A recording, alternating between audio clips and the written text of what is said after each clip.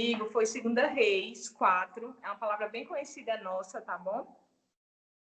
É a passagem de Eliseu e a Sunamita. E eu vou ler a passagem completa. Eu sempre gosto de ler a palavra, porque eu acredito que quando a gente está lendo, Deus ele já está ministrando no nosso coração. Às vezes o pregador ele está ali falando algo, mas Deus vai lá e ministra no individual. Para cada um, ele já vai ministrando coisas específicas, amém? Em Efésios 5, 26, fala que a santificação da noiva é por meio da palavra. Então, se a nossa santificação, como corpo de Cristo, é por meio da palavra, que nós possamos mergulhar na palavra. E que não seja só uma leitura, mas que ela entre em nós. Amém? Então, eu vou ler a passagem toda. Versículo 8, né, do capítulo 4, fala assim: certo dia passou Eliseu por Sunem, onde se achava uma mulher rica, a qual o constrangeu a comer pão. Daí, todas as vezes que passava por lá, entrava para comer. Ela disse a seu marido: vejo que este passa sempre por nós, é santo homem de Deus. Façamos-lhes, pois, em cima um pequeno quarto, obra de pedreiro, e ponhamos nele uma cama, uma mesa, uma cadeira e um candeeiro. Quando ele vier à nossa casa, retirar-se-á para ali. Um dia, vindo ele para ali, retirou-se para o quarto e se deitou. Então disse ao seu moço Geazi: chama essa sunamita. Chamando a ele, ela se pôs diante do profeta. Este dissera ao seu moço: dize-lhe, eis que tu nos tens tratado com muita abnegação. Que se há de fazer por ti? Haverá alguma coisa de que se fale a teu favor ao rei ou comandante do exército? Ela respondeu: habito no meio do meu povo. Então disse o profeta: que há de fazer por ela? Geazi respondeu: ora, ela não tem filho e seu marido é velho. Disse Eliseu: chama. Chamando-a ele, ela se pôs à porta. Disse-lhe o profeta: por este tempo, daqui 1 ano, abraçarás um filho. Ela disse: não, meu senhor, homem de Deus, não mintas a tua serva. Concebeu a mulher e deu à luz um filho no tempo determinado, quando fez 1 ano, segundo Eliseu lhe dissera. Tendo crescido o menino, saiu certo dia a ter com seu pai, que estava com os segadores. Disse a seu pai: ai, a minha cabeça. Então o pai disse ao seu moço: leva a sua mãe. Ele o tomou e o levou à sua mãe, sobre cujos joelhos ficou sentado até o meio-dia, e morreu. Subiu ela e o deitou sobre a cama do homem de Deus, fechou a porta e saiu. Chamou a seu marido e lhe disse: manda-me um dos moços e uma das jumentas, para que eu corra ao homem de Deus e volte. Perguntou-lhe ele: por que vais a ele hoje? Não é dia de festa da lua nova, nem sábado. Ela disse: não faz mal. Então fez ela abordar a jumenta e disse ao moço: guia e anda, não te detenhas no caminhar, senão quando eu tu disser. Partiu, pois, e foi ter com o homem de Deus ao Monte Carmelo. Vendo a longe, o homem de Deus disse a Geazi, seu moço: eis a sunamita, corre ao seu encontro e diz-lhe: vai, tudo bem contigo, com teu marido, com o menino? Ela respondeu: tudo bem. Chegando ela, pois, ao homem de Deus ao monte, abraçou-lhe aos pés. Então se chegou Geazi para arrancá-la, mas o homem de Deus lhe disse: deixa, porque a sua alma está em amargura. O Senhor encobriu e não manifestou. Disse ela: pedi eu ao meu senhor algum filho? Não, disse eu. Não me enganes, disse o profeta a Geazi: cinge os lombos, toma o meu bordão contigo e vai. Se encontrares alguém, não o saúdes, e se alguém te saudar, não lhe responda, porque o meu bordão sobre o rosto do menino. Porém, disse a mãe do menino: tão certo como vive o Senhor e vive a tua alma, não te deixarei. Então ele se levantou e seguiu. Geazi passou adiante dele e pôs o bordão sobre o rosto do menino, porém não houve nele voz nem sinal de vida. Então voltou a encontrar-se com Eliseu e lhe deu aviso e disse: o menino não despertou. Tendo o profeta chegado à casa, eis que o menino estava morto sobre a cama. Então entrou, fechou a porta sobre eles ambos e orou ao Senhor. Subiu à cama, deitou sobre o menino e, pondo a sua boca sobre a boca dele, os seus olhos sobre os olhos dele e as suas mãos sobre as mãos dele, se estendeu sobre ele, a carne do menino aqueceu. Então se levantou e andou no quarto uma vez de lá para cá e tornou a subir e se estendeu sobre o menino. E este espirrou 7 vezes e abriu os olhos. Então chamou Geazi e disse: chama a sunamita. Ele a chamou, apresentando-se ela ao profeta. Este lhe disse: toma o teu filho. Ela entrou, lançou-se aos pés dele, prostrou-se em terra e tomou o filho e saiu. Amém? Essa é a passagem toda, né, que fala sobre a sunamita e o profeta Eliseu. E, assim, existem algumas características da sunamita que elas são muito importantes para nós, para que nós possamos observar. Primeiro, que ela observava o profeta, né? O profeta sempre andava, né, lá perto da casa dela, e um dia ela falou o seguinte, que aquele era profeta de Deus, mas ninguém disse para ela que ele era profeta de Deus. Como que ela sabia, né, que ele era um profeta de verdade?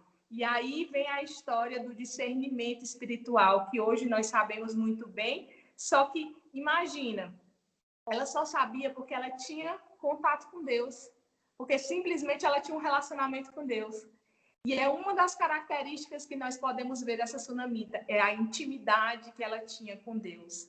A segunda característica é a humildade que ela tinha. Perceba que no começo que o profeta fez um questionamento para ela sobre o que ela queria, se ela queria que ele falasse com o rei, né, para conseguir algo, e ela disse: não, eu sou feliz aqui com o meu povo.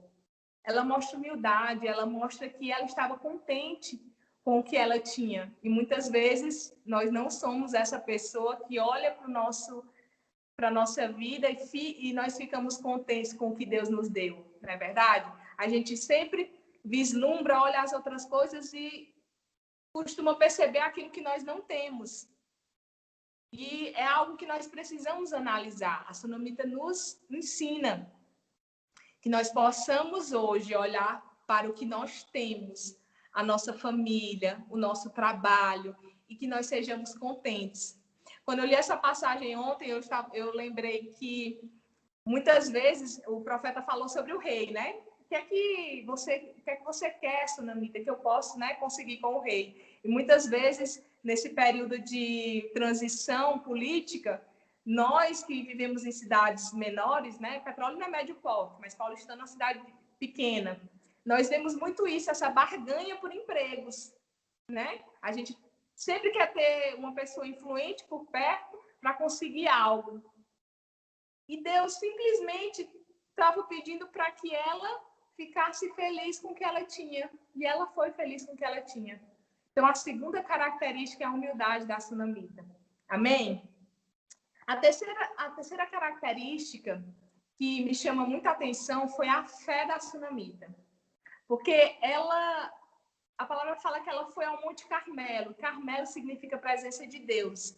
Então ela simplesmente teve uma ousadia fora do comum. Ela foi lá no Monte Carmelo, mesmo o marido dela dizendo: mas não é festa da lua nova, não é? E ela simplesmente: só quero que arrume a jumenta porque eu vou. E ela sabia. Algo que eu acho incrível nessa passagem é que ela poderia ter deitado o filho dela em qualquer outro lugar da casa, mas ela deitou na cama do profeta. É como se ela dissesse: foi Deus que me deu. Foi Deus que me deu. E é da mesma forma são as promessas que Deus faz na nossa vida. Foi Ele que fez, é Ele que vai cumprir. Existe o descansar. A palavra fala que o choro dura uma noite, mas a alegria vem pela manhã. Mas entre o choro e a alegria vem o dormir, o descansar, as 8 horas de sono. E aí o descansar é algo que nos pega, porque nós sabemos e muitas vezes nós não conseguimos cumprir. Cuidado com aquilo que você pede para ver. As promessas de Deus, muitas vezes, elas são... É melhor que você nem veja, que você só contemple. Eu já passei por isso. De pedir para Deus para ver algo, Deus me mostrou, e eu comecei a ficar ansiosa, simplesmente porque Deus me mostrou. E Deus começou a me dizer: você me pediu para ver. Você poderia não ter visto, mas foi você que pediu. Então, que nós possamos descansar. Nem tudo é preciso ver. A fé, ela não é um sentimento. Eu não preciso sentir para ter fé. Eu simplesmente tenho que ter uma atitude. de dizer se foi ele que disse que vai ser feito, será feito, porque ele não volta atrás daquilo que ele falou. Amém? E o que a Sunamita nos ensina, né? Ela nos ensina sobre... Ela teve coragem em situações que confrontavam a fidelidade de Deus. Porque, imagina, ela não pediu. E é engraçado porque quando o profeta fala para ela o que é que ela quer, né? Que ele fala que ela iria ter um filho daqui a um ano, e ela falou, não brinca comigo, né? Ela fala, não brinca. Ela não acreditou. E muitas vezes nós não acreditamos mesmo nas promessas. Por quê? Porque demora muito tempo. Às vezes a gente escuta por meio de profetas, ou mesmo no nosso secreto nós escutamos as promessas e muitas vezes nós dizemos, sai Deus, mas isso não vai acontecer, é tanto tempo que eu estou esperando e isso não acontece. E isso é o confronto com a fidelidade de Deus. Mas ela teve coragem, e é isso que nós precisamos ter. Em nome de Jesus, essa noite haja um destravar nas nossas vidas. E haja uma unção de coragem, uma unção de ousadia, fé, para que nós possamos romper com aquilo que está tentando nos paralisar. Amém? Eu sei que nós sabemos que o diabo ele tem essas artimanhas de tentar nos paralisar, de que nós possamos, que nós olhemos para o hoje, para a nossa situação e que a gente fale, não vai acontecer. O Glauber, ele participa dos intercessores, ele sabe que nós recebemos promessas há 20 anos sobre uma casa de adoração 24 horas em Paulistana. E eu creio que está muito próximo disso acontecer. Por quê? Porque Deus, primeiro, ele mostra. Depois, ele levanta um povo para que aquilo aconteça. Da mesma forma, é no nosso individual. Deus, ele aponta, ele pode apontar por profeta, pela própria palavra, no nosso secreto. E aí, ele diz para que nós possamos o quê? Nós venhamos ser perseverantes, que nós venhamos ficar todos os dias em lives, que nós venhamos estar todos os dias em oração. Porque para contemplar promessas, nós precisamos de constância, de estabilidade. É algo que no meu individual eu tenho pedido a Deus esses dias. Pai, me dá estabilidade emocional, estabilidade. Porque, como eu falei, a fé ela não é uma emoção, ela não é um sentimento. Ela é algo que você determina, que você diz, eu vou ter fé. Eu vou romper nisso. Eu não tenho condições naturais, mas eu sei que Deus tem e ele vai me ajudar. E a palavra fala que Deus ele não consegue resistir a um coração contrito, a um coração quebrantado. Então, qual é o segredo? Joelho no chão e coração aberto ao Pai. Amém? A segunda coisa é que nós precisamos discernir as pessoas que Deus coloca no nosso caminho para apontar, para nos conduzir ao propósito. Porque ela teve esse discernimento bem no início, né, antes de fazer o quarto, de que ele era um homem de Deus. E nós precisamos ter esse discernimento também. Primeiro que nós devemos obedecer a quem tem óleo derramado, né? Então, os nossos pastores, presbíteros, diáconos, são pessoas separadas, levantadas por Deus, onde elas podem nos auxiliar, nos ajudar, né? São os nossos líderes. E quando nós obedecemos, não é algo humano, mas é algo que nós estamos falando para o mundo espiritual. Eu reconheço o óleo que o Senhor derramou. Mas são pessoas como eu e como você, mas são pessoas que foram separadas. E tenha certeza que assim como a porção dele foi separado, ele vai ser cobrado. Então, não pense, não caia nisso, né? Porque o inimigo, muitas vezes, ele quer roubar as pessoas dentro da igreja, para que as pessoas esqueçam sobre a obediência que Deus fala. Deus fala em Tessalonicenses, Deus fala em várias passagens sobre nós darmos dupla honra aos líderes, aos presbíteros, aos pastores, né? E ele fala para que nós possamos obedecer, porque na verdade nós estamos obedecendo a ele. Então, que nós possamos entender isso. Obediência. Obediência é uma chave. É uma chave para que as coisas aconteçam nas nossas vidas. E Deus coloca pessoas e Deus tira pessoas também do nosso caminho. Existem fases, nós passamos por ciclos, assim como uma criança que ela passa pelos ciclos até caminhar, nós também passamos, né? Ciclos de maturidade. E aí Deus vai colocando e vai tirando pessoas. Tem pessoas que não estão preparadas para ver o cumprimento das promessas na sua vida. Elas estão em outra fase, não é porque Deus ama menos elas, não é isso. Mas elas estão em outra fase e ela precisa ser tirada daquele local para que elas possam amadurecer e receber as promessas dela. Então, as pessoas que Deus tira da sua vida, não vá atrás. É Deus tirando. Amém?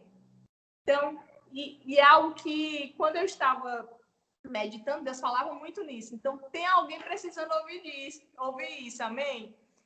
Deixa essas pessoas irem. Às vezes você olha para o seu ano e você diz, meu Deus, mas eu não fiz nada, e as pessoas elas se afastaram. Glória a Deus por isso. É Deus fazendo uma limpeza. Amém? A terceira coisa é a ousadia, né? Ela simplesmente ela não olhou para trás, ela foi, ela queria a presença de Deus. E aqui é muito ilustrativo para nós. Ela subiu ao Monte Carmelo, ela subiu à presença de Deus. Ela disse, foi tu, Pai, que me deste, é tu que vai resolver. É na presença de Deus que eu consigo resolver todos os meus problemas. Onde a glória de Deus está, gente, tudo é consumido, nós sabemos disso. Então, muitas vezes nós temos pedido a glória dele, mas será que nós conseguimos trazer essa glória e permanecer, né? Muito tem se falado do cabode, do Aikabode, né? O cabode é a glória de Deus, o Aikabode é quando acaba a glória de Deus. E nós temos vivido um tempo onde nós pedimos o avivamento que é uma promessa para o Brasil. Então, mas será o que é que nós estamos fazendo para que esse altar esteja preparado? E mais que preparado, que esse altar esteja estável. Que nós tenhamos essa consciência de estabilidade. Existem promessas que foram liberadas para o Brasil que os filhos dele, os filhos de Deus, eles seriam colocados em posição de honra. E eu creio que está chegando esse momento, né? Eu gosto muito do calendário judeu, né? Então, setembro de 2021, nós vamos entrar no Shabat, né? No ano do jubileu, que é o ano do descanso da terra, que é o ano quando nós colhemos. Então, eu acredito muito nessas coisas e eu creio que está chegando isso para o Brasil, sabe? E nós vamos entrar também nesse avivamento que tanto tem se falado. Eu creio muito. Eu creio que nós veremos crianças profetizando, crianças curando. Vai ser uma onda de avivamento muito forte.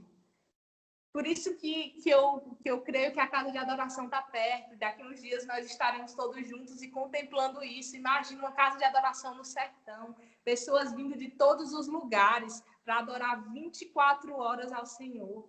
Vai ser lindo. E aí, imagina as pessoas chegando perto e já caindo. Mas não adianta só cair em espírito e falar em línguas e não haver modificação. Então, esse tempo é o tempo que Deus tem nos chamado. Eu falo para minha amiga que não é o tempo de buscar em Deus, é o tempo de buscar a Deus.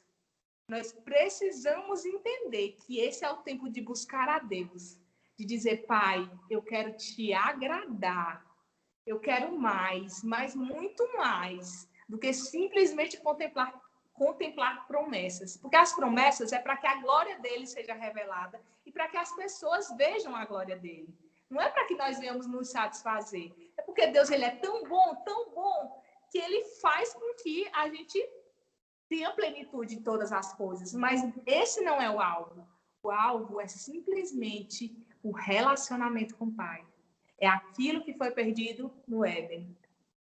Amém? Jesus é o segundo Adão. E ele veio em perfeição para que nós pudéssemos ser o templo da glória de Deus. Eu falei isso em uma live dos intercessores, mas é algo que tem queimado no meu coração. O primeiro templo foi o templo de Salomão. Tinha uma glória muito terrena, era esplêndido, era muito ouro, a madeira era muito, sabe, da melhor. E aí veio a reconstrução do templo, né? Depois que o povo de Israel ficou no cativeiro. E o templo foi menor. Mas do lado do templo tinha um local para os adoradores. Olha só. Na reconstrução do templo tinha um local para os adoradores. E na reconstrução começou pelo altar. Então me diz que quando eu quero reconstruir algo, eu preciso da adoração.